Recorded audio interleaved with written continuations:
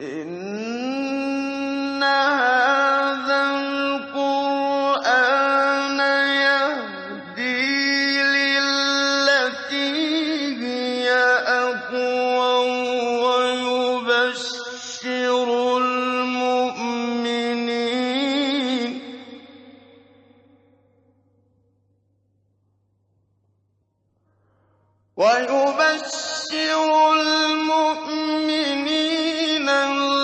الَّذِينَ يَعْمَلُونَ الصَّالِحَاتِ أَنَّ لَهُمْ أَجْرًا كَبِيرًا.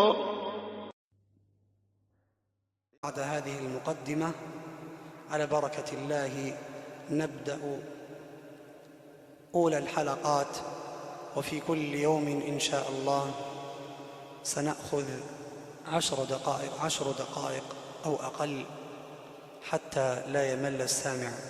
وفي كل يوم إن شاء الله سنقرأ سورة من السور ونوضح بعض الأخطاء التي يقع فيها كثير من الناس. على بركة الله نبدأ سورة الفاتحة، والله أسأل التوفيق والسداد. أعوذ بالله من الشيطان الرجيم. بسم الله الرحمن الرحيم. الحمد لله رب العالمين، الرحمن الرحيم، مالك يوم الدين. إياك نعبد وإياك نستعين. اهدنا الصراط المستقيم، صراط الذين أنعمت عليهم غير المغضوب عليهم ولا الضالين.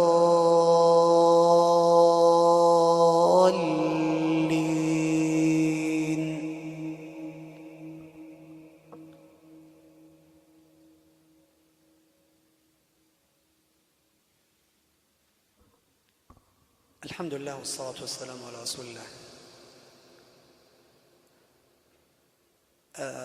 الآن نبدأ إن شاء الله في بعض الملاحظات وبعض الأخطاء الشائعة التي يقع فيها بعض الناس. أولاً في الاستعاذة، أعوذ بالله من الشيطان، كسر النون. كثير من الناس يقرأ أعوذ بالله من الشيطان الرجيم، يسكن النون والنون مكسورة. أعوذ بالله من الشيطان الرجيم. وبعض الناس يقرأ أعوذ بالله من الشيطان، الشيطان خطأ، يضم النون، الشيطان خطأ. الصواب أعوذ بالله من الشيطان الرجيم. ثم بعد ذلك البسملة، بسم الله الرحمن الرحيم. بعض الناس يقرأ ويقول بسم الله الرحمن، يضم النون الرحمن، وهذا خطأ لأن النون مكسورة.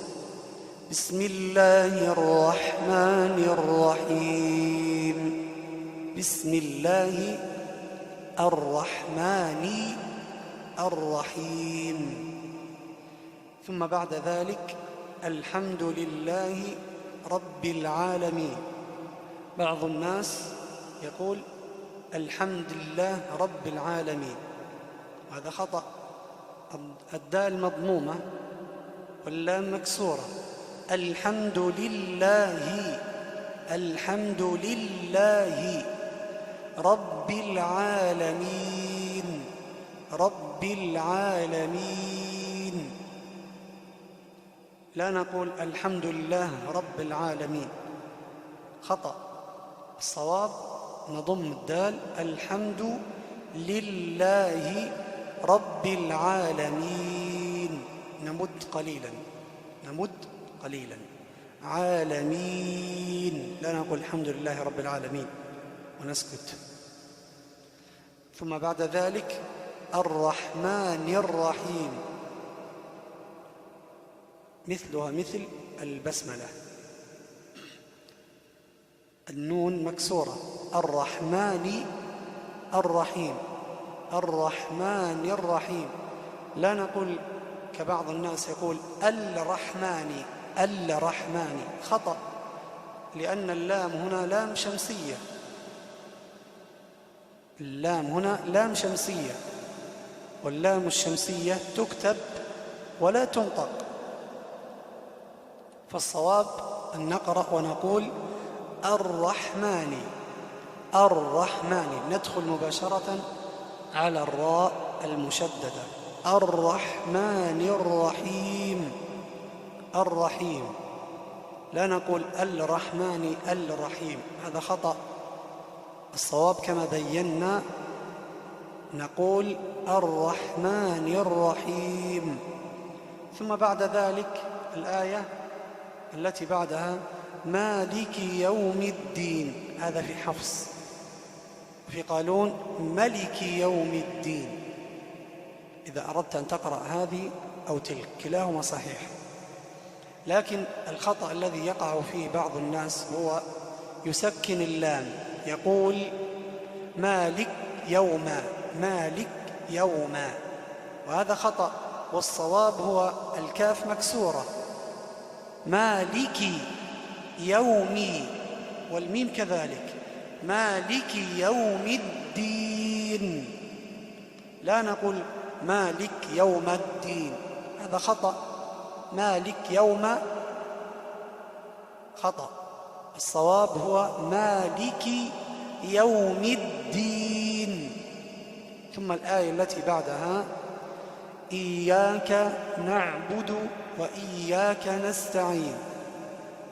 الخطأ في هذه الآية أن بعض الناس يقرأ ويقول إياك نعبد وإياك نستعين.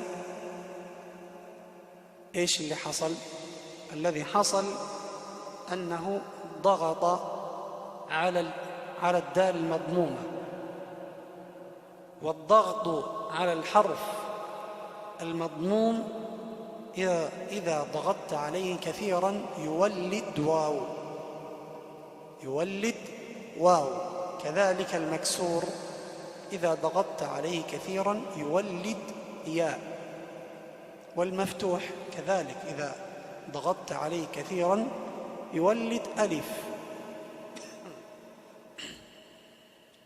فالصواب هنا أن نقول إياك نعبد وإياك، مجرد ما ضممت الضمة ندخل مباشرة في الحرف الذي بعده، مباشرة في الحرف الذي بعدها. نعبد وإياك، إياك نعبد وإياك، إياك نعبد وإياك نستعين، وإياك نستعين. ثم بعد ذلك الآية اهدنا الصراط المستقيم. بعض الناس يقول اهدنا الصراط المستقيم، اهدنا الصراط المستقيم، هذا خطأ، لأن الطاء هنا مفتوحة ولا يوجد وقف هنا، فالإنسان أو القارئ إذا أراد أن يقرأ يقول اهدنا الصراط المستقيم، اهدنا الصراط المستقيم، لا يقول اهدنا الصراط المستقيم. ثم الآية الأخيرة صراط الذين أنعمت عليهم. بعضهم يقرأ ويقول صراط الذين أنعمت عليهم، عليهم. هذا إذا كان يقرأ برواية حفص فهنا وقع في خطأ، وهو ضم الهاء، والهاء هنا مكسورة. صراط الذين أنعمت عليهم، أنعمت عليهم غير المغضوب عليهم ولا الضالين. الضاد الإنسان عليه أن يجاهد نفسه ويحاول أن يضبطها ضبطا صحيحا، يجاهد نفسه، يتدرب، يحاول أن يأتي عند قارئ متقن يعلمه كيف ينطق الضاد نطقا صحيحا. إذا لم يستطع وجاهد نفسه وقرأ وجاهد وثابر، فكما قال ابن كثير رحمه الله تعالى: لا شيء عليه، لا شيء عليه. لكن الإنسان ابتداء يجاهد نفسه ويحاول ويتدرب على أن ينطق الضاد نطقا صحيحا، كما قال ابن الجزري رحمه الله تعالى: والضاد باستطالة ومخرج ميز من الضاء وكلها تجي. يعني هناك فروقات بين الضاد والضاء، فالإنسان يحاول أن يجاهد نفسه على أن يقرأ الضاد قراءة صحيحة وسليمة. ونحن إن شاء الله الهدف من هذا البرنامج هو توضيح وتبسيط للمستمع الكريم، ولا نريد أن نسترسل ونشرح كثيرا، وإنما فقط نريد تصويب بعض الأخطاء لآبائنا وأمهاتنا وإخواننا وأخواتنا وكل الناس. يعني بعضهم لا يجد معلما يعلمه كيف يقرأ القرآن،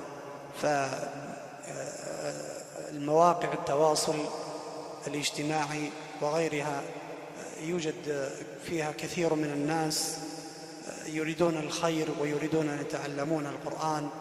فالحمد لله الذي يسر وأعان، وجزى الله خيرا كل من أعاننا وكل من كان سببا في إنتاج هذه الحلقات وفي رفعها على الإنترنت وفي كل شيء. جزاهم الله عنا كل شيء، والله أسأل القبول والإخلاص، وأسأله تعالى أن ينفع بنا، وأسأله تعالى أن يجعلها في ميزان الحسنات، إنه ولي ذلك والقادر عليه. وإن شاء الله في الحلقة القادمة نواصل، وستكون الحلقة القادمة إن شاء الله سورة الناس بإذن الله. وصل اللهم وسلم على نبينا محمد وعلى آله وصحبه أجمعين.